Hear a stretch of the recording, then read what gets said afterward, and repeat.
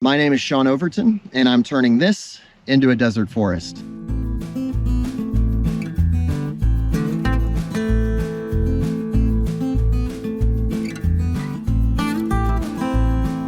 This episode is the closest thing I'm going to be able to show you to instant results. We dug the dirt bathtubs back in February, and we had, about 3 weeks ago, an enormous supercell. Well, actually, I don't know the weather terms. A big thunderstorm blow over this ranch for 2 out of 3 days. I have no idea what the rain totals were because my weather station ran out of batteries, but it was a lot of water. It's enough that the roads down there aren't in great shape, but it also means that my bathtubs clearly filled up. And I'm excited to show you the first signs of green in the desert. This is a mix of things that I threw in here. There's sorghum, Mexican sunflower, buckwheat, cowpeas. You're trying to get deer in here. I definitely want a deer in here. But yeah, I mean, you can see there's green in here. The bathtubs worked. A lot of these bathtubs have a film that's formed, a film of sediment. And I don't know what that sediment is, but I do know it's either clay or silt, because both of those materials are present in the soil. What I'm going to do is use a little canteen of water to mix it in with that film. If it comes out really muddy and goopy, that means it's silt. And if it forms a really strong bond and it's rubbery, then it's clay. Going to try to not step on precious plant life either. So you can see just from my footprint, it's super thin. Lift my foot. So there's very, very little of it. What I'm gonna do is just pinch it, put that in my hand, add just a little bit of water.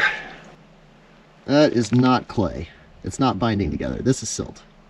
And what's cool about silt is that it will hold a lot of moisture. So there's something about this bathtub, which is located about 3/4 of the way up the hill, where there's enough of this runoff that's been collected from up the hill and it's getting deposited, where I'm also collecting a lot of water. In a sense, the dirt bathtubs are doing the work for me of bringing the good soil that exists here into a concentrated spot where these little guys can take off. I'm pretty sure this is cowpea and this is sorghum, but I'm gonna have to get on my plant identification app to make sure. I really don't think the camera's pointing at me. I don't want to oversell the early results, because if there's no rain for 3 months, most of those plants that have germinated are going to die. But it's a foothold. You can see that water pooled there. It gave the seeds the proof that, hey, now's a good time to pop up.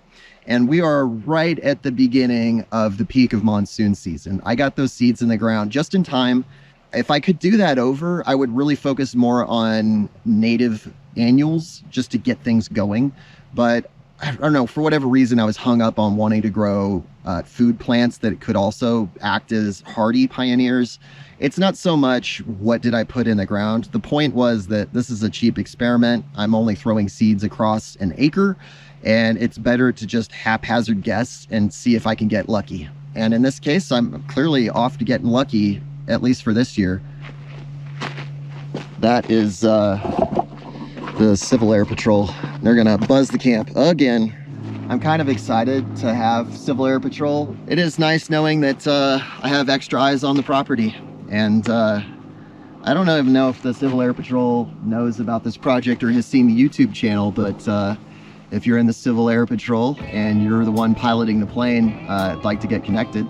It makes me wonder, seeing them fly overhead over and over and over again, if I might be able to finagle my way into being an observer and riding shotgun.